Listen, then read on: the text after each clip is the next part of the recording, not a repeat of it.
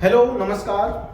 आप सभी का एक बार बहुत बहुत ज़्यादा स्वागत है इस डिजिटल साइंस पाठशाला पर। देखो, आप लोगों ने लास्ट क्लास में अपने चैप्टर सॉल्यूशन में, जी हाँ, सॉल्यूशन में आपको मैंने समझाया था कि हेनरी लॉ क्या होता है और हेनरी लॉ के कौन कौन से ऐसे फैक्टर हैं जो उसे अफेक्ट करते हैं। एक तो आप लोगों ने देखा था टेम्परेचर, और दूसरा आपने यहाँ पर KH की वैल्यू को देख लिया था। जी हाँ, आप पढ़ रहे हैं फर्स्ट चैप्टर सॉल्यूशन। तो इस तरह की और ज़्यादा वीडियोस को और कंप्लीट साइंस को पढ़ने के लिए चैनल को सब्सक्राइब जरूर कर दें और आप बने रहें वीडियो पर। और अगर आपको पसंद आ रहा है तो वीडियो को लाइक जरूर कर दें। हेनरी लॉ में आज हम लोग आगे बढ़ेंगे और हेनरी लॉ में आपको मैंने इतना तो समझाया था कि जो KH की वैल्यू होता है, देखो क्या बोलते हैं कि मोल फ्रैक्शन ऑफ गैस, वो क्या होता है, डायरेक्टली प्रोपोर्शनल होता है क्या, pressure, partial pressure of gas. मतलब जितना ज्यादा पार्शियल प्रेशर अप्लाई होता है गैस का डिसोल्यूशन इन द सॉल्यूशन उतना ही ज्यादा होता है। यानी आप लोग बात करते हो सोल्युबिलिटी की, ठीक है। तो यहाँ पर जब आप प्रोपोर्शनलिटी कांस्टेंट या प्रोपोर्शनलिटी कांस्टेंट को जब हटाते हो तो यहाँ पर आता है KH, जिसे हम लोग क्या कहते हैं, हेनरी कांस्टेंट। और हेनरी कांस्टेंट जो होता है वो सोल्युबिलिटी पर इनवर्सली प्रोपोर्शनल इफेक्ट डालता है, ठीक है। ये आपको पता होना जरूरी है। देखो, अब है P, partial pressure of gas equal to KH और मोल फ्रैक्शन ऑफ गैस के इक्वल होगा। तो अगर आप यहां से निकालोगे क्या इसकी value, mole fraction of gas का कितना होगा डिसॉल्व, तो P गैस अपॉन में क्या आता है KH। इस इक्वेशन से आप ये देख सकते हो कि अगर KH की वैल्यू जितना ज्यादा होगा उतना ही गैस क्या होगा, कम सोलुबल होगा। किसमें, लिक्विड सॉल्यूशन में। और KH की वैल्यू अगर डिक्रीज हो रहा है, अगर कम है, किसी गैस की जितनी लेस वैल्यू होगी KH की, वो गैस उतना ही ज्यादा क्या होगा, हाँ, सोलुबल होगा लिक्विड में। अगर वैल्यू कम होता है तो क्या होगा, गैस इजीली डिसॉल्व हो जाएगा। KH की वैल्यू डिपेंड करता है नेचर ऑफ गैस पे, कि भाई गैस का नेचर एक्चुअली है कैसा, ठीक है। चलो आगे बढ़ते हैं। और आज की क्लास में आप यहां समझने वाले हो कि हेनरी जो लॉ है ये कहां कहां एप्लीकेबल है, मतलब ये कहां अप्लाई करते हैं। आप अपने रियल लाइफ में हेनरी लॉ को कहां देखते हो, कहां ये फॉलो होता है। देखो, सबसे पहला है Henry law find several application in industry and explain some biological phenomena. कुछ ऐसे बायोलॉजिकल फिनोमेना जो हेनरी लॉ को बहुत अच्छे से एक्सप्लेन कर सकता है, ठीक है। अब देखो इसमें क्या, सबसे पहला है to increase the solidity of CO2। भाई आप लोग से क्या होता है ना, पेप्सी पीते हो, सोडा वाटर आप लोग कंज्यूम करते हो पार्टीज वगैरह में, जैसे मान लो इसमें कोका कोला हो गया, ठीक है ना, ड्यूस, ये सब के क्या होते हैं, इनके अंदर CO2 गैस को हम लोग भर देते हैं ताकि उसका जो टेस्ट है वो मेंटेन रहे लिक्विड का, ठीक है ना। तो टेस्ट को मेंटेन करने के लिए सॉफ्ट ड्रिंक में CO2 गैस को हम लोग अंडर हाई प्रेशर बोतल को सील करते हैं और आपके टेस्ट को बरकरार रखता है। क्या लिखा हुआ है, solidity of CO2 in soft drink soda water, the bottle is sealed under high pressure, ठीक है ना। ये इंपॉर्टेंट चीज है तो आपको पता होना चाहिए। आप अपने नोट्स में इसको जरूर से मेंशन कर लें। फिर क्या बोलता है, स्क्यूबा डाइवर्स। देखो, जितने भी स्क्यूबा डाइवर्स होते हैं, स्कूबा डाइवर्स कौन होते हैं, जो सी के अंदर ना मछली वगैरह पकड़ते हैं या फिर समुद्र के अंदर गहराई में जाकर के क्या करते हैं, हाँ, रिसर्च वगैरह करते हैं, या कुछ ऐसे सी फूड को है ना ऑब्टेन करने के लिए क्या होता है, स्क्यूबा डाइवर्स समुद्र में गहराई में जाते हैं। तो जब वो गहराई में जाते हैं समुद्र के अंदर, तो वो अपने पीछे, जी हाँ, सिलेंडर को बांध करके जाते हैं, उसमें ऑक्सीजन होता है और हीलियम और नाइट्रोजन गैस का कुछ कंटेंट होता है, ठीक है ना। देखो, जब scuba divers in the bottom of sea जाते हैं तो क्या होता है कि जो प्रेशर है लिक्विड का उसके ऊपर से वो क्या होता है, इंक्रीज होता है। तो जितना ज्यादा प्रेशर इंक्रीज होगा, अकॉर्डिंग टू हेनरी लॉ, जो सोलिडिटी होगी मोल फ्रैक्शन ऑफ गैस की वो क्या होगी, बढ़ेगी। तो जब समुद्र में गहराई में जाते हैं कोई स्क्यूबा डाइवर्स, तो ऊपर से हाई प्रेशर बढ़ने की वजह से नाइट्रोजन गैस डिसॉल्व हो जाता है ब्लड के अंदर। जब स्क्यूबा डाइवर्स बॉटम द सी जाते हैं तो प्रेशर इंक्रीज की वजह से नाइट्रोजन गैस की सोलिडिटी बढ़ जाती है और उसके ब्लड में हो जाते हैं नाइट्रोजन सोलुबल। यहां तक तो कोई प्रॉब्लम नहीं है। लेकिन अब स्क्यूबा डाइवर्स जब बाहर आएगा वापस से सरफेस ऑफ द लिक्विड, तो प्रेशर हटेगा। अगर लिक्विड का प्रेशर हटेगा तो जो डिसॉल्व हुआ था नाइट्रोजन गैस वो क्या होगा, हाँ, वो बाहर निकलना शुरू होगा, यानी कि उसका डिसोल्यूशन जो है धीरे धीरे कम हो जाएगा। और बबल्स के फॉर्म में क्या होते हैं, नाइट्रोजन गैस कैपिलरी को ब्लॉक कर देता है, जिसकी वजह से एक मेडिकल कंडीशन बनता है, ठीक है ना। और उस मेडिकल कंडीशन की वजह से उसका डेथ तक हो सकता है। तो स्क्यूबा डाइवर्स क्या करते हैं, नाइट्रोजन गैस उसमें डिजोल्व ना हो इसके लिए वो हीलियम के साथ मिक्स करके भरेंगे, ठीक है ना। देखो क्या बोलता है, scuba diverse must scope with high concentration of dissolve gases while breathing air at high pressure under water, ठीक है। अंडर वाटर में हाई प्रेशर पे जब वो जाते हैं तो उसको बहुत सारी गैस को अंदर डिजोल्व करना पड़ता है। Increased pressure increase the solidity of atmospheric gas. अब एटमॉस्फेरिक गैस जो होता है उसका सोलिडिटी बढ़ जाता है ब्लड के अंदर। तो क्या होता है, when diverse come toward surface, जब डाइवर्स बाहर आता है सरफेस की ओर तो क्या होता है बताओ, the pressure gradually decrease, pressure कम हो जाएगा। This release the dissolve gases and leads to the formation of bubbles of nitrogen in the blood. तो जब वो सरफेस के ऊपर आएगा तो जैसे मैंने आपको अभी एक्सप्लेन किया कि नाइट्रोजन गैस जो डिजोल्व हुआ था वो वापस से निकलना प्रारंभ हो जाएगा, स्टार्ट हो जाएगा और बबल्स फॉर्म कर लेगा नाइट्रोजन का, किसमें, ब्लड कैपिलरी के अंदर। अब ब्लड कैपिलरी देखो ऐसे तो होता है, ये क्या आपका, ये है ब्लड कैपिलरी, इसमें फ्लो करता है ब्लड। अब इसके अंदर सपोज दैट कि अगर नाइट्रोजन का बबल्स बन जाएगा तो बताओ इधर का ब्लड इधर जा पाएगा, नहीं जा पाएगा। दैट्स मीन कैपिलरी ब्लॉक हो जाएगा। और कैपिलरी अगर ब्लॉक हो गया तो आप क्या कहते हो, प्रेशर बढ़ जाएगा, ब्लड प्रेशर बढ़ेगा, यानी कहीं कहीं एक ऐसा मेडिकल कंडीशन बन जाता है, आप उसे बोलते हो बैंड्स। आगे बढ़ते हैं, formation of bubbles of nitrogen in the blood, this block capillaries, capillary को ब्लॉक करता है and form a medical condition known as bends. तो बैंड्स क्या होता है ना, ये आपको जरूर से याद रखना है, पेपर के पॉइंट ऑफ व्यू से बैंड बहुत ज्यादा इंपॉर्टेंट है। Which are painful and dangerous to life के लिए काफी ज्यादा डेंजरस है। पेनफुल तो आप समझ सकते हैं कितना ज्यादा पेनफुल होता होगा स्क्यूबा डाइवर्स के लिए। अब इस कंडीशन से बचने के लिए स्क्यूबा डाइवर्स करते क्या है, आओ देखते हैं। टू अवॉइड बैंड्स, बैंड एक मेडिकल कंडीशन आप जानते हो, ब्लड कैपिलरी ब्लॉक हो जाता है due to bubbles of nitrogen as well as toxic effect of high concentration of nitrogen in the blood। Blood के अंदर नाइट्रोजन के हाई टॉक्सिक कंडीशन से बचने के लिए जो टैंक यूज करता है स्क्यूबा डाइवर्स, तो यहाँ पर ना ये बड़ा इंपॉर्टेंट है कि जो स्क्यूबा डाइवर्स होता है वो जो टैंक पीछे बांध के जाता है ना, उसमें कौन सी गैसें होती है और क्यों होती है, ये सब आपको पता होना चाहिए। फिल करते हैं उस टैंक को with air diluted with helium, जो एयर को उसमें भरता है उसके अंदर वो हीलियम गैस भरता है। सोचो हीलियम गैस क्यों बढ़ता है, लास्ट क्लास में मैंने आपको समझाया था कि हीलियम गैस के लिए केएच वैल्यू जो होता है ना वो बहुत ही कम होता है। क्या होता है बताओ, बहुत ही कम होता है ना। देखो क्या होता है बताओ, प्रेशर मोल फ्रैक्शन अपॉन क्या हो जाएगा यहाँ पर केएच।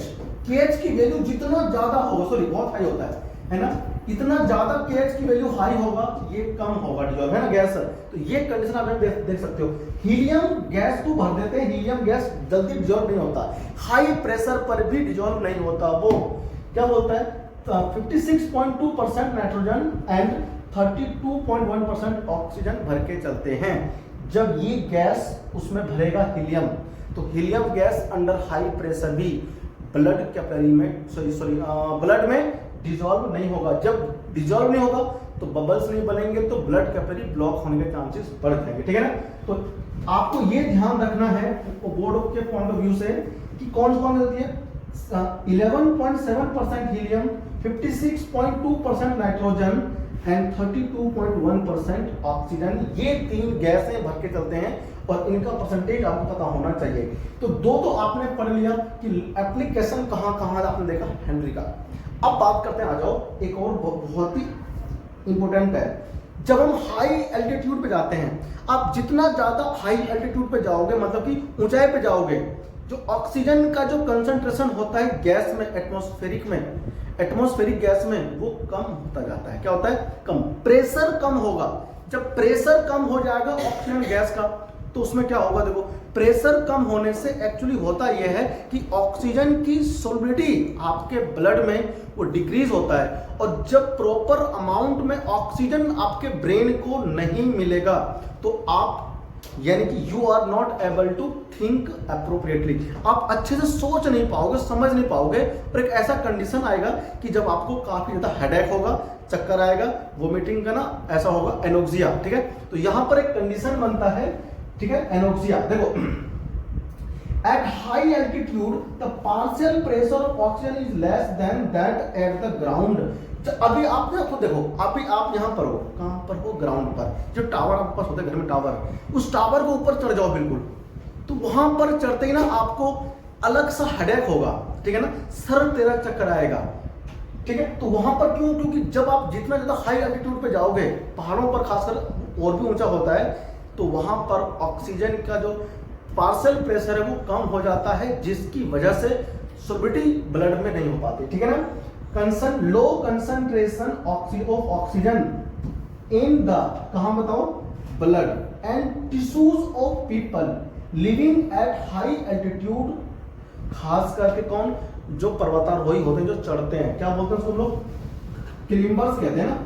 लो blood oxygen cause, low blood oxygen की वजह से क्या होते हैं, becomes weak and unable to think clearly, अच्छे से सोच नहीं पाता है। ठीक है ना, पर्वतारोही जो चढ़ते हैं वो अच्छे से सोच नहीं पाते हैं, कमजोरी सा महसूस होता है ना। और इस सिम्टम को हम लोग क्या बोलते हैं बताओ, एनोक्सिया। क्या बोलते हैं, एनोक्सिया। तो ये ना लाइन आपको ध्यान रखना है कि right the two application of Henry law.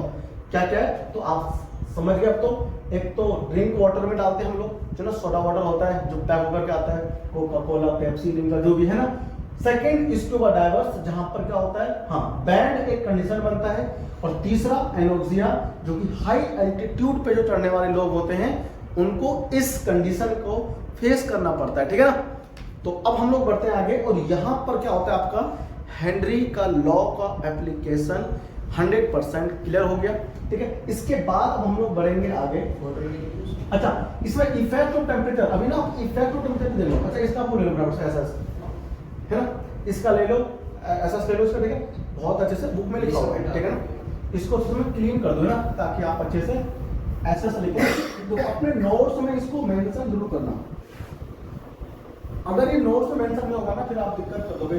यहां से बहुत ही ज्यादा इंपोर्टेंट थ्योरेटिकल क्वेश्चन बनता है, कॉपी करो उसको। देखो, इफेक्ट ऑफ टेम्परेचर क्या है, इफेक्ट ऑफ टेम्परेचर मतलब टेम्परेचर अगर इंक्रीज होगा तो किसी भी गैस की सोलिबिलिटी घटेगी या बढ़ेगी। According to Le Chatelier principle, temperature बढ़ाने पे गैस कम डिजोल्व होगा, गैस कम डिजोल्व होगा, क्योंकि काइनेटिक एनर्जी जो है वो बढ़ जाएगा, प्रेशर उसका कम हो जाएगा और वो डिजोल्व कम होगा। ठीक है, आओ जानते हैं एनसीईआरटी क्या कहती है। Solubility of gases in liquid decrease with rise in temperature, जितना ज्यादा टेम्परेचर बढ़ता जाएगा किसी भी गैस की सोलिबिलिटी कम होती जाएगी। आपको ये बात ध्यान रखना है। When dissolved the gas molecules are present in liquid phase, the process of dissolution can be considered similar to condensation and heat is evolved in this process. We have, हम लोग सभी जानते हैं ना, क्या लास्ट सेक्शन में हमने पीछे भी सीख लिया है कि dissolution process involve dynamic equilibrium and thus must follow Lee Chatelier principal. जानते हो, जो डिसोल्यूशन होता है एक डायनेमिक इक्विलिब्रियम होता है, यानी कि एक समय, मतलब आप उसको पहले डिसॉल्व करते रहो, एक समय ऐसा आएगा जब वो सैचुरेट भी हो जाएगा। ठीक है ना, तो ये आपको पता होना चाहिए। As dissolution is an exothermic process, the solubility of should be decrease with increase of temperature. Exothermic process जितने भी होते हैं ना, उनके लिए अगर आप टेम्परेचर करते हो इंक्रीज, तो उस गैस की सोलिबिलिटी कम हो जाती है, यानी कि डिक्रीज हो जाता है। ठीक है ना, ये आपको पता होना चाहिए। इफेक्ट ऑफ टेम्परेचर बहुत इंपॉर्टेंट था। और मैंने आपको एक चीज और समझाया था ना इसमें, कि जो एक्वाटिक स्पीसीज होते हैं, कौन बताओ, एक्वाटिक स्पीसीज होते हैं ना, एक्वाटिक जो स्पीसीज होते हैं, ये समर के डेज में जो होते हैं वो पॉन्ड्स में या वाटर में बॉटम में चले जाते हैं, जहां वो कंफर्टेबल फील करते हैं। हॉट वाटर अगर होगा सरफेस पे समर में, तो वहां पर ऑक्सीजन की जो सोलुबिलिटी होती है लिक्विड में वो बहुत कम हो चुका होता है, जिसकी वजह से वो बॉटम में जाते हैं। ठीक है ना, तो ये आपको पता होना चाहिए कि ऑक्सीजन गैस की सॉल्युबिलिटी भी कम हो जाती है इन समरिफिकेशन सरफेस ऑफ द वाटर, ठीक है ना। अब हम लोग पढ़ रहे हैं आगे, और जो अगला जो हमारा टॉपिक है वो है vapour pressure of liquid solution, ठीक है। लिक्विड सॉल्यूशन, और इसी में आप लोग सीखते हो क्या, रॉल्स लॉ, ठीक है भाई। देखो तो रॉल्स लॉ आपको यहां पर समझना है, रॉल्स लॉ क्या होता है ना। तो रॉल्स लॉ देखो ना, इसी में आएगा तुम्हारा रॉल्स लॉ, ठीक है। तो रॉल्स लॉ किसके लिए एप्लीकेबल है, किसी लिक्विड में, सपोज करो पास क्या है, एक लिक्विड है, ठीक है, और लिक्विड कैसा है, वोलाटाइल लिक्विड है। तो वोलाटाइल लिक्विड में अगर कोई दूसरा वोलाटाइल लिक्विड ऐड करते हैं, सपोज करो इसमें पहले हमारे पास है लिक्विड ए जो वोलाटाइल है, या फिर आप इसे कंपोनेंट 1 कह सकते हो। अब आपने कोई दूसरा लिक्विड बी ऐड कर दिया, आप इसे कंपोनेंट 2 कह सकते हो, कंपोनेंट 2 आप इसे बोल सकते हो, क्योंकि दोनों डिसॉल्व होगा।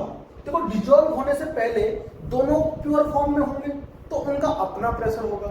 जब डिसॉल्व हो जाएगा, क्योंकि दोनों ही वोलेटाइल लिक्विड है, तो डिसॉल्व होने के बाद में जो वेपर्स फॉर्म होंगे, वेपर्स फॉर्म होंगे, वहां पर दोनों ही लिक्विड वेपर होंगे, और दोनों ही लिक्विड के अगर वेपर होंगे तो उन दोनों के ही वेपर क्या होंगे, हाँ प्रेशर भी होंगे। तो सॉल्यूशन का प्रेशर कैसे आप कर पाओगे calculate with the help of Raoult's law, we will discuss in detail about this law.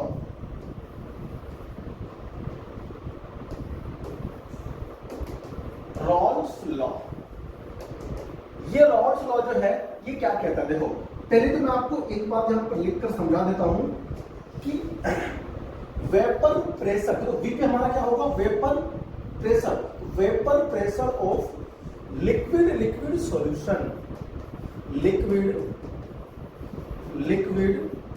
Solution. तो लिक्विड सॉल्यूशन का जो वेपर प्रेशर होगा ना, वो मैं आपके समक्ष आज इस क्लास में प्रस्तुत करने वाला हूं, ठीक है। तो ये क्या कहता है ना, ये सब हम लोग विस्तार से बात करेंगे।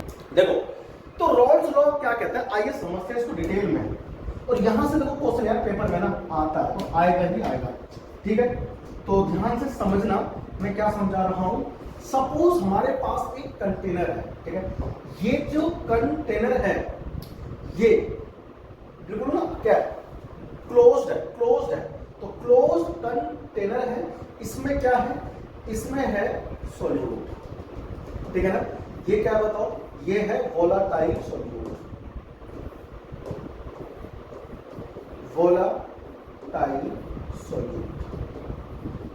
अब वोलाटाइल सॉल्यूट का मीनिंग आप सबको पता होगा, नहीं पता है तो फिर से बता दे रहा हूं। वोलाटाइल का मीनिंग होता है कि कोई भी ऐसा सब्सटेंस जो वेपराइज हो सकता है, जिसको उड़ना आता है, वेपर बन के उड़ जाता है, उसे लोग कहते हैं वोलाटाइल सॉल्यूट, ठीक है। देखो अब मेरे पास इसमें क्या है, दूसरा कंपोनेंट है, ठीक है, इसे हम लोग कह रहे हैं सॉल्यूट, और ये भी क्या है, वोलाटाइल लिक्विड, ठीक है ना। ये हमारा है वोलाटाइल सॉल्वेंट, जिसमें मैं सॉल्यूट को डिसॉल्व कर रहा हूं, ठीक है ना। हाँ देखो अब क्या हुआ, इन दोनों को मिलाने के बाद आपको एक नया सॉल्यूशन मिलेगा, ठीक है। ये हमारा बन गया सॉल्यूशन, और ऐसे कर देना, ठीक है। इसमें क्या देखो, इसमें मेरे पास है ये, इसमें था सॉल्वेंट, ठीक है ना, बिल्कुल बहुत अच्छे से क्या हुआ है, मिक्स हो गया है। अब सॉल्यूशन है तो आप जानते हो होमोजेनियस है। होमोजेनियस का मीनिंग क्या है कि इसमें जो अलग अलग दो कंपोनेंट है आप उसको आइडेंटिफाई नहीं कर सकते हैं। अब इसमें क्या है कि देखो मैं थोड़ा समझने के लिए क्या करेंगे, समझने के लिए कि कौन सॉल्यूट और कौन सॉल्वेंट है, तो अलग अलग रंगों से मैं ले रहा हूं, ठीक है ना। जो व्हाइट वाला है वो क्या है बताओ, सॉल्वेंट है, और जो येलो से वो सॉल्यूट है। मैंने जानबूझ करके ना केवल उस पार्टिकल को आइडेंटिफाई करने के लिए यहाँ पे शो किया दो रंगों से। वैसे अगर कोई होमोजेनस सॉल्यूशन है तो उसमें सॉल्यूट और solvent you can not identify, ठीक है, आप उसे आइडेंटिफाई नहीं कर सकते। अब एक बात बताओ, क्योंकि मैंने इसको भी वोलेटाइल कहा है, इसको भी वोलेटाइल कहा है, तो दोनों प्रकार के जो पार्टिकल्स है ना उसको वेपर बनना आता है।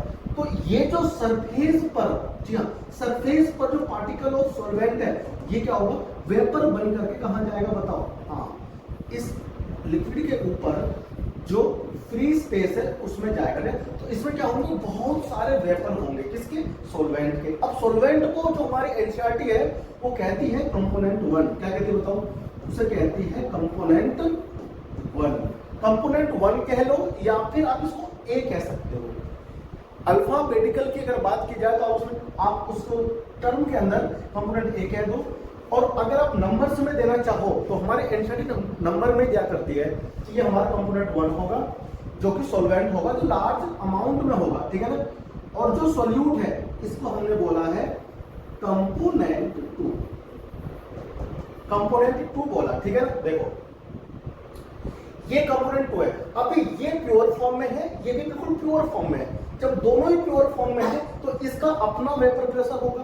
तो जो कंपोनेंट 1 है उसका जो अपना खुद का वेपर प्रेशर है, अभी वेपर प्रेशर होता क्या है बहुत ज्यादा डिटेल में लेक्चर नंबर 8 में मैंने समझाया हुआ है, जहां पर मैंने आपको टर्मिनोलॉजी यूज्ड इन सॉल्यूशन समझाया था, ठीक है। वेपर प्रेशर क्या होता है ना, कंडेंसेशन, ये सब कुछ मैंने डिटेल से समझाया। अब यहां पर तो कंपोनेंट 1 है, ये बिल्कुल प्योर फॉर्म है, तो इस प्योर फॉर्म में है तो इस अपने कंपोनेंट का क्या होगा, वेपर प्रेशर। तो वेपर प्रेशर को हम लोग क्या बोलेंगे, पी। पी हमारा हो गया पी नॉट। ये नॉट वर्ड हम लोग यहाँ पर इंट्रोड्यूस कर रहे हैं प्योर सब्सटेंस के लिए। तो कंपोनेंट 1 यहाँ पर मैं 1 लगा दूंगा। पी नॉट 1 का मीनिंग क्या है कि vapour pressure of pure component, pure component, यहीं से आपका बेस बनेगा, प्योर कंपोनेंट 1, या फिर इसको मैं यहां लिखता हूं प्योर कंपोनेंट 1। अब ये जो हमारा सॉल्यूट है, जो कंपोनेंट 2 है, इसके भी तो पार्टिकल्स हैं, तो इसके पार्टिकल्स को भी उड़ना आता है, यानी कि वेपर फॉर्म करना आता है, क्योंकि ये तो है तो वोलेटाइल लिक्विड। तो जो वोलेटाइल लिक्विड है इसके वेपर बनकर कहां जाएंगे बताओ, जो इस सॉल्यूट के ऊपर कंटेनर में एम्प्टी स्पेस है उसमें पहुंच जाएंगे ये पार्टिकल्स सारे। तो ये जो पार्टिकल्स है ये वेपराइज के फॉर्म में है। तो अब यहां पर भी क्या होगा, इस पार्टिकल के द्वारा लिक्विड के सरफेस पर इक्विलिब्रियम में एक प्रेशर अप्लाई कर रहा होगा, जिसे आप लोग कहोगे क्या, वेपर प्रेशर ऑफ कंपोनेंट 2। अब देखो ये प्योर फॉर्म का है, प्योर फॉर्म मतलब कुछ मिक्स नहीं है इसमें। तो यहां पर क्या होगा, पी नॉट 2 मतलब क्या होगा कि vapour pressure of pure component 2, component 2, ठीक है ना। देखो अब इसको हमने सॉल्वेंट बोला है, इसको हमने सॉल्यूट बोला है, ठीक है ना। कंपोनेंट 2 हमारा क्या है, सॉल्यूट है। जब ये दोनों मिक्स हुए तो मिक्स होने के बाद में ये क्या बना, ये बना सॉल्यूशन। क्या बना बताओ, ये सॉल्यूशन। इस सॉल्यूशन के अंदर कौन है, दोनों कंपोनेंट है, कंपोनेंट 1 भी है, कंपोनेंट 2 भी है। अब दोनों के ही पार्टिकल क्या है, इस सॉल्यूशन में मिक्स है। तो जब सॉल्यूशन का वेपर बनेगा, क्या बनेगा, सॉल्यूशन का जो वेपर बनेगा वहां से कुछ पार्टिकल सॉल्वेंट के वेपर बनेंगे, कुछ पार्टिकल सॉल्यूट के वेपर बनेंगे। क्यों बनेंगे कि नहीं बनेंगे, बनेंगे बिल्कुल। यानी कि सॉल्यूट के और सॉल्वेंट के दोनों के ही जो होंगे पार्टिकल्स वो वेपर फॉर्म में क्या होंगे, इस सॉल्यूशन का जो एम्प्टी स्पेस है बीकर में ऊपर उसमें घूम रहे होंगे, ठीक है ना। हाँ, और इसमें सॉल्वेंट के भी, दोनों के भी। यानी कि वेपर फेस में कौन है बताओ, सॉल्यूट और सॉल्वेंट। कौन है बताओ, सॉल्यूट और सॉल्वेंट दोनों के वेपर है, ठीक है ना। तो इस सॉल्यूशन का हमें क्या करना है, टोटल कितना वेपर प्रेशर होगा इस सॉल्यूशन का, वो हमें करना है कैलकुलेट, ठीक है ना। सुनो, तो इतना फटाफट से आप कॉपी कीजिए, फिर मैं इसको आगे रॉल्स लॉ ने क्या कहा, रॉल्स लॉ ने क्या कहा इसके अंदर कि जो कंपोनेंट 1 है उसका कितना होगा वेपर प्रेशर। देखो जब कंपोनेंट 1 प्योर फॉर्म में था तो यहां पर इसका वेपर प्रेशर P01 था, ये ध्यान रखना आपको। और जब सॉल्यूट प्योर फॉर्म में था तो इसका वेपर प्रेशर P02 था। तो जब इसके अंदर सॉल्यूशन में कंपोनेंट 1 और कंपोनेंट दोनों है, मिक्स हो गया है, तो मिक्स होने के बाद इस सॉल्यूशन के वेपर प्रेशर में कितना कंट्रीब्यूट कर रहा है कंपोनेंट 1 और कंपोनेंट 2, उसे किसने बताया? हाँ, डाल्टन ने बताया। यानी कि वेपर प्रेशर कितना होगा, इसे कॉपी करो ना, फिर मैं डाल्टन लॉ के अकॉर्डिंग इसको आगे समझाऊंगा। कॉपी करो फटाफट से। देखो तो क्या कहा राउल्ट्स ने, according to Raoult's law, according to Raoult's law, है ना? हाँ, अकॉर्डिंग टू राउल्ट्स लॉ, ठीक है। स्पेलिंग में थोड़ा बहुत मिस्टेक हो तो ना आप देख लेना एनसीईआरटी में। क्या बोलता है कि the partial vapour pressure, the partial vapor pressure of each component, the partial vapor pressure of each component is directly proportional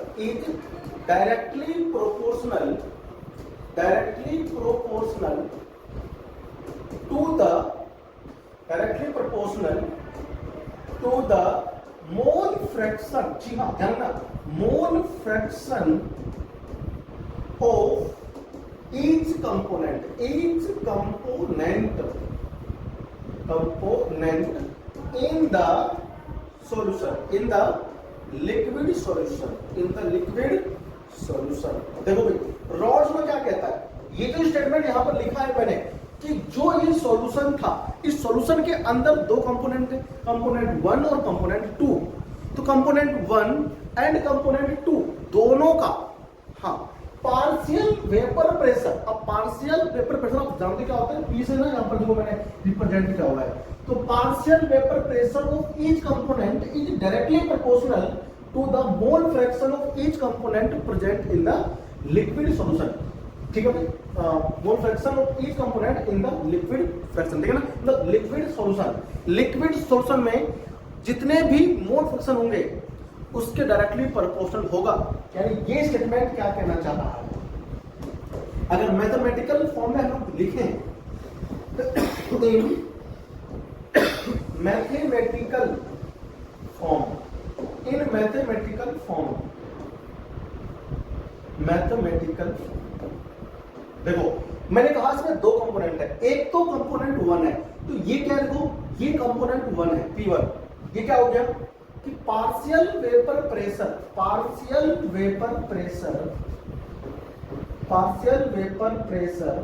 of component 1, और यहां जो मैं P2 लिख रहा हूं ये क्या हो गया, ये भी पार्शियल हो गया, partial vapour pressure of component 2। Component 2 हमारे पर क्या सॉल्यूट है, ठीक है ना। वेपर प्रेशर ऑफ कंपोनेंट 2 दोनों का हो गया। तो यही जो कह रहा है कि ईच कंपोनेंट का पार्शियल वेपर प्रेशर वो डायरेक्टली प्रोपोर्शनल है पार्शियल प्रेशर ऑफ, है ना, ईच कंपोनेंट किसके मोल फ्रैक्शन के है, डायरेक्टली प्रोपोर्शनल, ठीक है ना। इतना कॉपी करो, ठीक है ना। अब मैं इसका पेज पे जाऊंगा, नेक्स्ट पेज पे ले लो फटाफट इसका एसएस ले लिया, जल्दी।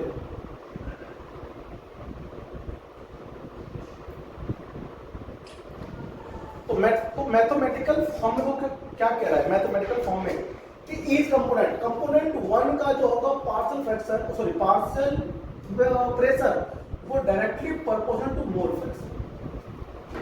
ये मोल फ्रैक्शन का मतलब क्या हो गया कि जो आपके पास अलग अलग सॉल्यूट था, देखो यहां पर देखो ध्यान से इसमें, ये जो कंपोनेंट 1 है इसका अपना भी तो मोल्स होंगे, इसके भी अपने मोल्स होंगे। जब मिक्स होकर बना सॉल्यूशन तो इसमें क्या होंगे, दोनों के मोल्स होंगे। तो जब दोनों के मोल्स इसमें होंगे, टोटल मोल्स इसमें हो गए, सॉल्यूट प्लस सॉल्वेंट के मोल्स, तो इसमें मोल फ्रैक्शन भी होगा, है ना।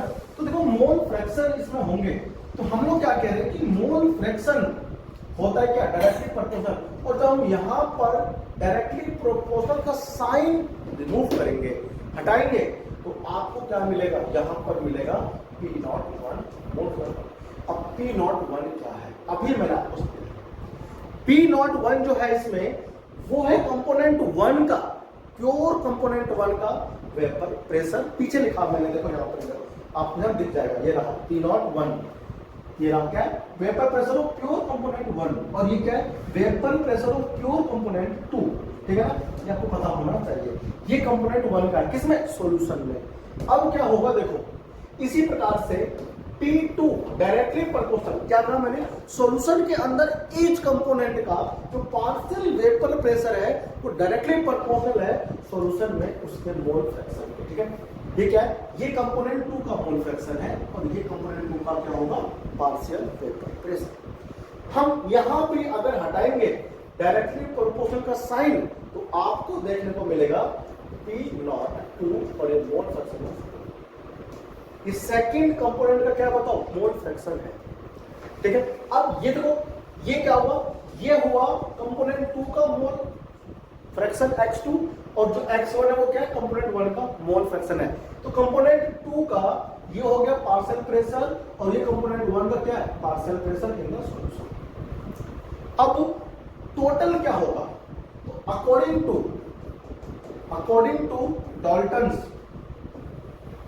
डाल्टन्स लॉ ऑफ पार्शियल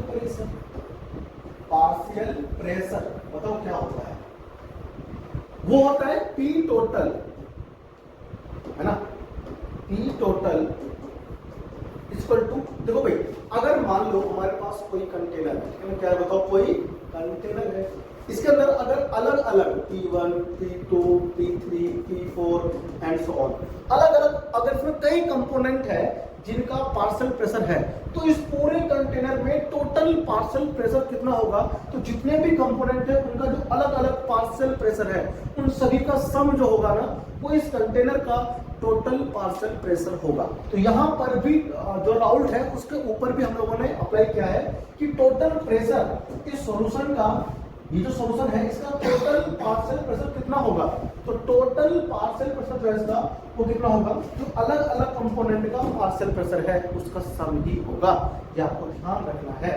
तो P1 प्लस P2 ये सम हो गया। अभी P1 कहां से, P1 हमारा यहां से आ रहा है ना, और P2 हमारा यहां से आ रहा है, तो यहां से हमारा P1 और P2 अगर यहां पुट कर देंगे तो हमें टोटल क्या मिलेगा, पार्शियल प्रेशर ऑफ सॉल्यूशन। देखो मैं आपको निकाल के दिखा रहा हूं, ठीक है, कैसे निकलेगा आप देखना, मैं पूरा करूंगा कैलकुलेट। तो अब यहां पर क्या होगा, तो P टोटल मतलब सॉल्यूशन का टोटल पार्शियल प्रेशर कितना हो जाएगा, आपको यहां देखना है। देखो P1 कितना बताओ, P1 हमारे पास है P01 और x1, P2 कितना बताओ, P02 और x2, ये हो गया टोटल। अब हम इसको ना यहां तक भी छोड़ के याद कर सकते हैं, मतलब इसको यहां भी छोड़ दो, लेकिन हमें न्यूमेरिकल में क्या होगा, बहुत जगह पे इसको आगे सॉल्व करना पड़ जाता है, तो मैं इसको आगे फर्दर सॉल्व कर सकता हूं। देखो यहां पर क्या है, मोल फ्रैक्शन ऑफ कंपोनेंट 1, तो यहां पर क्या है, मोल फ्रैक्शन ऑफ कंपोनेंट 2, और दोनों सम के अंदर मतलब ऐड हो रहा है दोनों। तो हम ये भी जानते हैं क्या कि we know that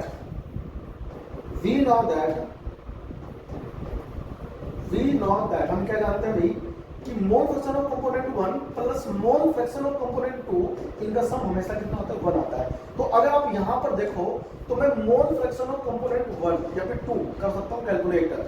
mole fraction of component 2 क्या होगा, 1 माइनस मोल फ्रैक्शन ऑफ 1, दिख रहा है, ऐसा हम लोग कर सकते हैं कैलकुलेटर।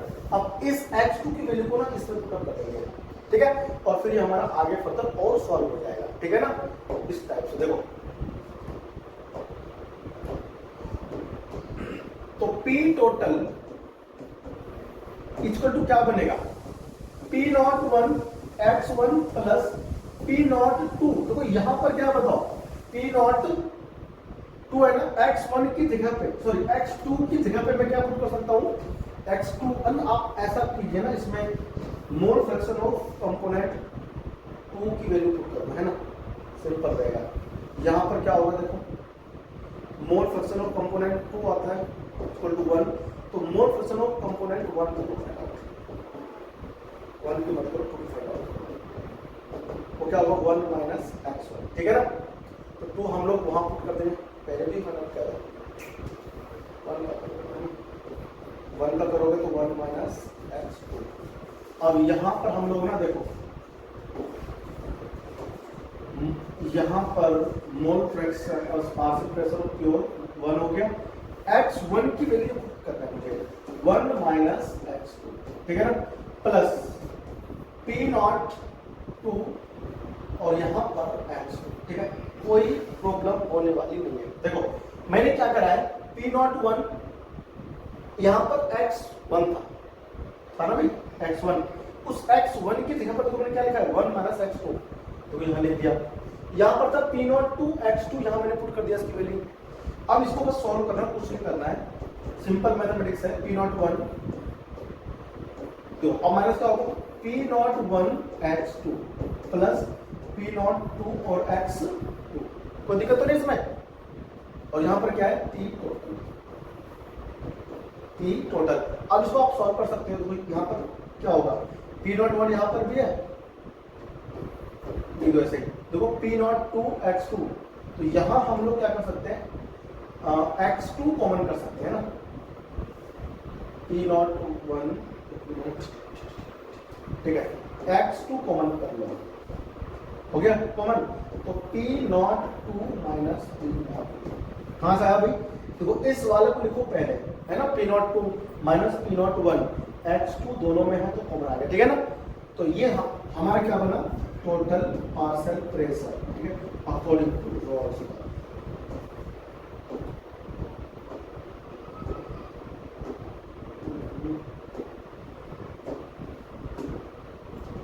तो इस तरह से आप बना सकते हो, यही कहता है रॉड्स। इसके अलावा कुछ भी नहीं है रॉड्स में। अब इसका ग्राफ एक बनेगा जो कि बड़ा इंपॉर्टेंट ग्राफ है, उसे मैं आपको समझाऊंगा, और फिर वेपर फेस में भी आप लोग इसको रिलेट कर पाओगे, ठीक है ना। कॉपी करो इसको जल्दी से, फिर हम लोग पढ़ाएंगे ग्राफ इसका। चलो देखो, तो यहां से हमें क्या क्या मिला सीखने को, यहां से हमें क्या क्या मिला सीखने को, इस फॉर्मूले से। देखो आपने जो अभी फॉर्मूला बनाया P टोटल, क्या बनाया बताओ, आपने बनाया P total equal to P01 plus P01 plus P02 minus P01, और यहाँ पर क्या है, मोल फ्रैक्शन ऑफ कंपोनेंट 2, ठीक है ना। यानी कि जो total partial pressure of solution है वो कंपोनेंट 2 जो कि सॉल्यूट के मोल फ्रैक्शन पे डिपेंड करता है, ठीक है ना। और दूसरा क्या है बताओ, हाँ दूसरा ये कि देखो भाई, कंपोनेंट 1 हो चाहे कंपोनेंट 2 हो, दोनों ही क्या करते हैं, सॉल्यूशन के पार्शियल प्रेशर को अफेक्ट करेंगे, ठीक है ना। अब इसका ग्राफ बनाएंगे, तो ग्राफ कैसे बनेगा हम यहाँ देखेंगे, ठीक है भाई। मेरे पास एक ग्राफ है जो कि बहुत ज्यादा इंपॉर्टेंट है, ग्राफ है ना, उसे मैं यहाँ ड्रॉ करने जा रहा हूँ ग्राफ को, ठीक है। देखो ग्राफ हमारा बनेगा इसमें, यहां पर हम लोग क्या लेंगे, मोल फ्रैक्शन ऑफ कंपोनेंट, यहां लेंगे मोल फ्रैक्शन, कि हमारा क्या होगा बताओ, एक्स एक्सिस, और यहां हम लोग क्या लेंगे, इसको ना ऊपर से तो पूरी बंदे रख दो, ठीक है। सपोज कीजिए कि जो P2 है, जो P2 है वो ज्यादा वोलेटाइल है किससे, P1 से। बताओ P01 और P02 का मीनिंग क्या है,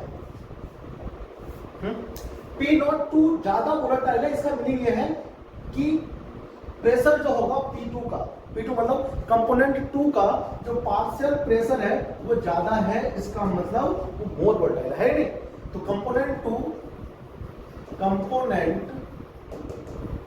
इज मोर वोलेटाइल, ठीक है ना, इसका मीनिंग ये है। और जो कंपोनेंट 1 है जो कि सॉल्वेंट है, कम वोलेटाइल है, तो उसका प्रेशर कम है प्योर फॉर्म में। तो यहां पर मैं इंडिकेट कर रहा हूं कंपोनेंट 1, ठीक है ना, प्योर का। अब ज्यादा होगा यहां पर, इधर देखो, मैं यहां कर रहा हूं करके कंपोनेंट P2, ठीक है भाई। अब इस वाले केस में देखो, एक बार सुनो ध्यान से, ये ग्राफ आप सभी को रीड करना आना चाहिए, ठीक है ना, ग्राफ रीड करना आए। देखो अब यहां पर कंपोनेंट 1 प्योर फॉर्म में, किसमें, तो कंपोनेंट 2 तो होगा नहीं, होगा क्या। अब जब कंपोनेंट 1 प्योर फॉर्म में, प्योर मतलब no other component is mix, है ना, तो मतलब क्या हुआ कि कंपोनेंट 1 प्योर फॉर्म में है, तो यहां पर कंपोनेंट 1 का ही तो मोल फ्रैक्शन होगा और 1 होगा, प्योर है तो। कंपोनेंट 2 का तो कुछ भी नहीं होगा, 0 होगा, है कि नहीं, क्योंकि मिक्स कुछ है ही नहीं। हाँ, तो यहां पर मोल फ्रैक्शन ऑफ कंपोनेंट 1 1 क्यों है, ये आपको पता होना चाहिए। और यहां मोल फ्रैक्शन ऑफ कंपोनेंट 2 0 क्यों है, ये पता होना चाहिए, क्योंकि जब 1 प्योर फॉर्म में है क्योंकि ये प्योर का ही तो है पार्शियल प्रेशर, पीछे लिखा है मैंने। और यहां पर मैं क्या करूंगा, कंपोनेंट देखो 2 प्योर फॉर्म में है, क्योंकि जो P नॉट 2 है वो कंपोनेंट 2 का प्योर फॉर्म में क्या है, पार्शियल प्रेशर। तो यहां पर मोल फ्रैक्शन ऑफ कंपोनेंट 2 1 हो जाएगा। कंपोनेंट 1 तो उसमें मिक्स ही नहीं है, और मिक्स नहीं है उसमें, तो कंपोनेंट 1 क्या हो जाएगा, 0। बात समझ में आ रही है? अब एक बात आप ध्यान से सुनो, ध्यान से देखो, ये जो जा रहा है कंपोनेंट, देखो मोल फ्रैक्शन ऑफ कंपोनेंट 1 यहां पर 1 है और यहां पर क्या है, 0 है। इसका मतलब मोल फ्रैक्शन ऑफ कंपोनेंट धीरे धीरे कम हो रहा है, किसका, 1 का, है ना। और जो कंपोनेंट 2 है यहां पर क्या है, 0, यहां पर क्या है, 1 है। तो यहां भी वो मोल फ्रैक्शन धीरे धीरे बढ़ रहा है, किसका, 2 का, किसका, सॉरी 2 का ऐसे बढ़ रहा है और 1 का ऐसे, ठीक है। यानी कि जो ये देखो, अब यहां से मैं ग्राफ बनाऊंगा डायरेक्टली प्रोपोर्शनल का, मोल फ्रैक्शन कंपोनेंट 2, क्या बोला मैंने, जब कंपोनेंट 2 यहां पर मोल फ्रैक्शन 0 है तो उसका पार्शियल प्रेशर तो यहां पर 0 होगा, नहीं होगा। और जैसे जैसे कंपोनेंट 2 का क्या होगा, बढ़ेगा mole fraction, P not 2 X2 equal to P2, ये formula according to Raoult's law, according to जैसे जैसे मोल फ्रैक्शन बढ़ेगा कंपोनेंट 2 का, कंपोनेंट 2 का पार्शियल प्रेशर क्या होगा, बढ़ेगा। और ये डायरेक्टली प्रोपोर्शनल है, इसीलिए ग्राफ हमारा ऐसे जाएगा, ठीक है, समझ में आ रहा है। तो ये ग्राफ किसका हुआ, कंपोनेंट 2 का, ठीक है। तो कंपोनेंट 2 का क्या होगा, ये ग्राफ। तो P2 इक्वल टू क्या होगा, देखो P नॉट 2 और ये X2, कोई दिक्कत तो नहीं, यहाँ पर क्यों लिखा P2 equal to P not 2 X2, क्यों लिखा पता है ना, क्योंकि कंपोनेंट 2 का क्या है, ये ग्राफ है, ठीक है। अब देखो ध्यान से देखो, जैसे यहां पर कंपोनेंट 1 क्या है, 0, क्या है, कंपोनेंट 1 का मोल फ्रैक्शन 0, तो यहां पर पार्शियल प्रेशर भी, यहां पर कह रहा हूं, इस पॉइंट पे कह रहा हूं मैं, कंपोनेंट 1 का पार्शियल प्रेशर भी 0 है, ठीक है ना। तो अब क्या होगा, जैसे जैसे मोल फ्रैक्शन बढ़ता जाएगा पार्शियल प्रेशर भी उसका बढ़ता जाएगा, किसका, कंपोनेंट 1 यहां से। तो आप इस पर क्या लिखोगे बताओ, देखो तो मैं इस पर क्या लिखूंगा, P1 equal to P not 1 और मोल फ्रैक्शन ऑफ 1, कोई दिक्कत तो नहीं।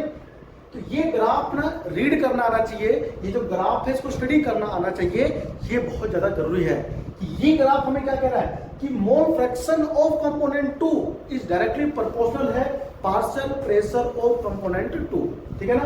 तो ये अब अगर आपको चाहिए टोटल प्रेशर P टोटल, तो इसको हमें यहां से क्या करना पड़ेगा, हाँ ज्वाइन करना पड़ेगा, और यहां पर क्या आएगा, P total equal to P1 plus P2, ठीक है ना, मतलब इन दोनों का सम जो होता है, ठीक है। तो ये ग्राफ दिया किसने, 2 वोलेटाइल लिक्विड कंपोनेंट का अगर सॉल्यूशन बना है तो उस सॉल्यूशन का जो टोटल वेपर प्रेशर है उसे रॉल्स लॉ की हेल्प से आप करते हो कैलकुलेट। और इस ग्राफ का स्टडी करने के लिए इस साल केमिस्ट्री बोर्ड में आया हुआ था कि what do you mean by this graph, ये ग्राफ क्या एक्सप्लेन कर रहा है, ये ग्राफ एक्सप्लेन कर रहा है कि किसी भी कंपोनेंट का जो मोल फ्रैक्शन है वो क्या है, डायरेक्टली प्रोपोर्शनल है उस कंपोनेंट के लिक्विड सॉल्यूशन में वेपर प्रेशर के। जितना ज्यादा कंपोनेंट का मोल फ्रैक्शन बढ़ेगा उतना ही उस कंपोनेंट का जो पार्शियल प्रेशर है वो भी इंक्रीज होगा। ये डायरेक्टली प्रोपोर्शनल ग्राफ कौन कह रहा है, ये कह रहा है रॉल्स, ठीक है ना। तो ये आप यहां से कॉपी कीजिए, ये ग्राफ हमारा बहुत इंपोर्टेंट था, ठीक है ना। ये ग्राफ मैंने आपको बना के दे दिया है। अब वेपर फेज में हम लोग करेंगे कैलकुलेट क्या, हाँ मोल फ्रैक्शन और पार्शियल प्रेशर में क्या होता है रिलेशन, ठीक है। कॉपी करो इसको जल्दी से फिर करते हैं। देखो अब वेपर फेज में बात करते हैं ना, लिखो पार्शियल प्रेशर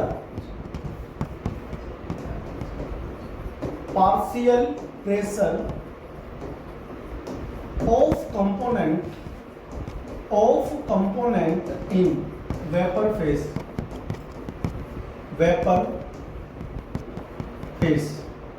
ठीक है। अब वो वेपर फेज में क्या हो रहा है, अभी मैंने तुम्हें क्या समझाया था, तो ध्यान से आप सुनना। देखो मैंने क्या समझाया था, मैंने आपको समझाया था कि मेरे पास एक बीकर है, ये इंपॉर्टेंट चीज है भाई, क्वेश्चन भी होगा भी प्रैक्टिस, देखो ये मेरे पास क्या है, कंटेनर है, इसमें क्या है, इसमें आपके पास दो कंपोनेंट थे, कंपोनेंट 1 और कंपोनेंट 2, ठीक है। अब कंपोनेंट 1 जो x1 था वो क्या था बताओ, हाँ वो था मोल fraction of component 1 in liquid phase, और जो x2 था ये क्या था बताओ, ये था मोल फ्रैक्शन ऑफ कंपोनेंट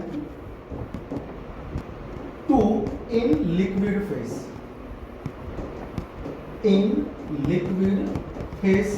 कोई दिक्कत नहीं इसमें। अब जब इसका वेपर बन गया, देखो अब ये जो वेपर बना है इस वेपर फॉर्म में जब है तो इसमें कंपोनेंट 1 भी है और कंपोनेंट 2 भी है ना भाई। ये जो x1 x2 ये मोल फ्रैक्शन है किसका, कंपोनेंट 1 और 2 का, लेकिन इसमें लिक्विड फेस में। अब ये जो वेपर बना है कंपोनेंट 1 और कंपोनेंट 2, तो कंपोनेंट 1 और कंपोनेंट 2 वेपर फेस में भी तो ऊपर भी तो घूम रहा है, बन के वेपर नहीं घूम रहा है। तो उस कंपोनेंट 1 और 2 का जो मोल फ्रैक्शन है उसे एनसीईआरटी डिनोट करती है किससे, y1 से। ये क्या बताओ, ये है मोल फ्रैक्शन ऑफ कंपोनेंट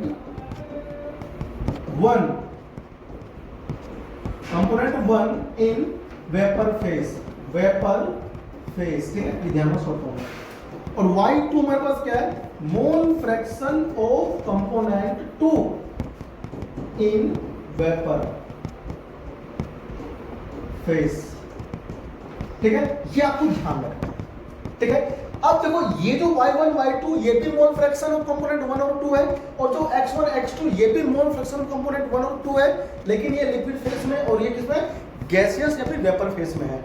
अब डाल्टन एक बात और कहता है, आप लोग गैसियस स्टेट में पढ़ते हो 11th क्लास में, क्या बोलता है कि पार्शियल प्रेशर जो होता है वो क्या होता है, वो होता है क्या, वो टोटल प्रेशर और उसके मोल फ्रैक्शन के इक्वल होता है, ठीक है ना।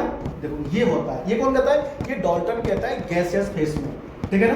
अकॉर्डिंग टू डाल्टन, यहां पर मैं क्योंकि वेपर फेस में तो y1 लूंगा, ठीक है ना। ये अकॉर्डिंग टू डाल्टन,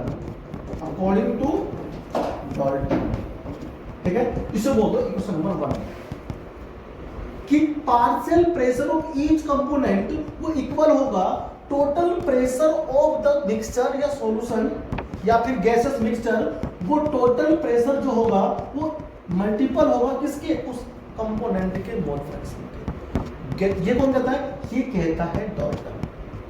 ये गैसेस स्टेट में होता है। तो डाल्टन क्या बोलता है, मान लो ये हमारे पास एक क्लोज सिलेंडर है, क्या क्लोज, इसमें अलग अलग गैस हैं बहुत सारे, मान लो इसमें O2 गैस है ना। देखो ऐसे समझना क्या बोलता है अभी, ये क्या है अभी समझाता हूँ। H2 गैस मिक्स है, O2 गैस मिक्स है, N2 गैस मिक्स है, 3 तरह के गैस हो गए इसमें, 3 प्रकार के गैस इसमें मिक्सअप है। अब इस पूरे सिलेंडर का जो टोटल प्रेशर है क्या है बताओ, टोटल प्रेशर है P टोटल, ये है क्या, टोटल प्रेशर ऑफ सिलेंडर, ठीक है, टोटल प्रेशर ऑफ सिलेंडर, ये हो गया P total pressure in cylinder, ठीक है। देखो ये जो टोटल प्रेशर है ये H2 के द्वारा इस पे लगाया गया प्रेशर है, O2 के द्वारा इस पे लगाया गया प्रेशर है, और N2 ने जो प्रेशर अप्लाई किया है इस कंटेनर के वॉल पे, उन सब का सम है ये, है ना। तो हम ये जानना चाहते हैं कि इस अकेले H2 ने इस पे कितना प्रेशर लगाया होगा, इस अकेले O2 ने इस पे कितना प्रेशर अप्लाई किया होगा, इस N2 ने अकेले कितना प्रेशर अप्लाई किया होगा। ये जो अलग अलग कंपोनेंट का खुद का प्रेशर होगा, उन सब का सम जो होगा प्रेशर का क्या होगा, इसका टोटल प्रेशर।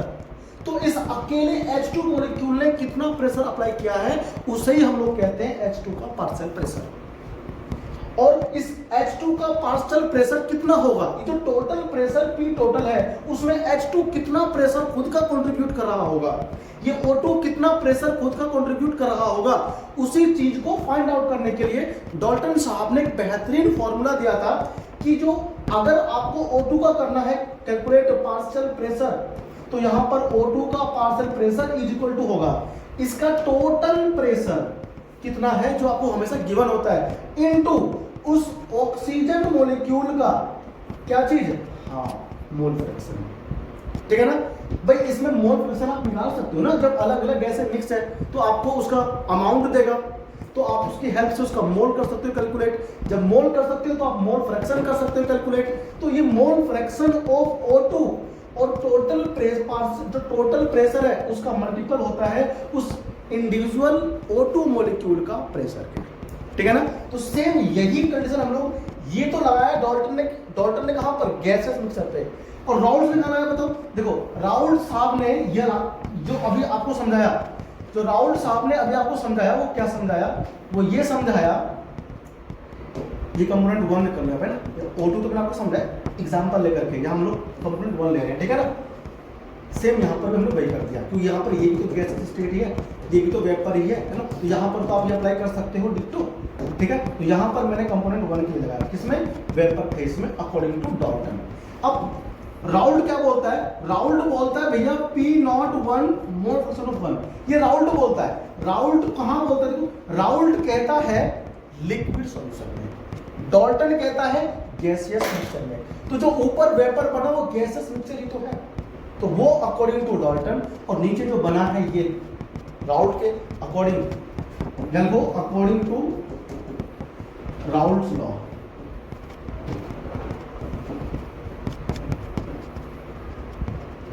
राउल्ट्स, ठीक है। अब आपको करना कुछ नहीं है, रिलेशन ड्राइव करने के लिए राउल्ट्स इक्वल टू डाल्टन कर दो, R इक्वल टू D करना है, राउल्ट्स इक्वल टू डाल्टन करना है। तो राउल्ट ने क्या बोला, P1, क्या बोला, P1 इक्वल टू, डाल्टन ने क्या बोला, P1। तो देखो यहां पर मैं क्या लिख सकता हूं, P01 X1, ये राउल्ट से आया, देखो ये रहा P1, ठीक है। और यहां से क्या किया मैंने, P टोटल इंटू Y1, समझ बात। यहां पर ये कहा जाएगा from equation 1 and 2, from equation 1 and 2। NCERT में ये चीज डायरेक्ट लिखा हुआ है, ठीक है ना। अब इसको देखो आगे मैं फर्दर और सॉल्व कर सकता हूं, कैसे, इस टाइप से कि भाई मेरे को क्या करना है, y1 करना है कैलकुलेट, y1 करना है कैलकुलेट। अच्छा इसको आप ऐसे भी लिख सकते हो, P1 equal to P total, P1 equal to P total into y1, ठीक है ना। और यही फॉर्मूला आपके एनसीईआरटी में गिवन है। ये जो पार्शियल प्रेशर है ये कंपोनेंट 1 का है लिक्विड फेज में, और ये क्या है, मोल फ्रैक्शन ऑफ कंपोनेंट 1 है इन वेपर फेज, ठीक है ना। ये इसमें रिलेशन है। आपसे बहुत बार ना देखो ये पूछ लेता है कि बताओ वेपर फेज में क्या होगा, इसका मोल फ्रैक्शन या फिर कंपोजिशन, तो आप कैसे निकालोगे, कि टोटल जो भी आपको निकाल के देगा उसको आपको डिवाइड करना है किससे, बताओ, हाँ सॉरी P टोटल से डिवाइड करना है, P1 को P1 को डिवाइड करना है P टोटल से, ठीक है ना। तो यहां से निकल के आता है फॉर्मूला, ठीक है ना। तो कॉपी करो इसको जल्दी से, ठीक है। अच्छा अगर आप यहां से P2 निकालोगे, हम लोग Y2 निकालोगे, Y2 निकाल सकते हो P2 अपॉन क्या, P टोटल, ठीक है ना। सिंपल क्या आपके पास फॉर्मूला, ठीक है ना। तो ये आप लोग ना वेपर फेज में अप्लाई करते हो इस फॉर्मूले को, और लिक्विड फेज में। तो ये दिस इज क्या था, ऑल अबाउट रॉल्स लॉ। तो यहाँ आपका जो है ना 40 मिनट्स के अंदर ये रॉल्स लॉ तुम्हारा कंप्लीट हो गया है। अब इस पर बेस्ड क्वेश्चन करने की बारी है। आप क्वेश्चन को खुद से पहले ट्राई करना। एनसीईआरटी में एग्जांपल दिया हुआ है 1.5 एग्जांपल होगा, ठीक है ना। इस 1.5 एग्जांपल को आप खुद से सॉल्व करना पहले, उसके बाद इन टेक्स्ट क्वेश्चन है, कितने पेज नंबर पे है, एक बार मैं चेक कर लेता हूँ पहले। इन टेक्स्ट क्वेश्चन है पेज नंबर 1.8। इंटेक्स क्वेश्चन है, इंटेक्स क्वेश्चन है 1.8, ठीक है। ये सॉल्व करना है आपको। ये दो क्वेश्चन आप सॉल्व कर लेना, एक तो एग्जांपल है 1.5 और ये 1.8 आपका क्या इन टेस्ट क्वेश्चन ये जरूर से सॉल्व कर लेना, आपका ये टॉपिक पूरा थ्योरी क्लियर हो जाएगा, ठीक है ना।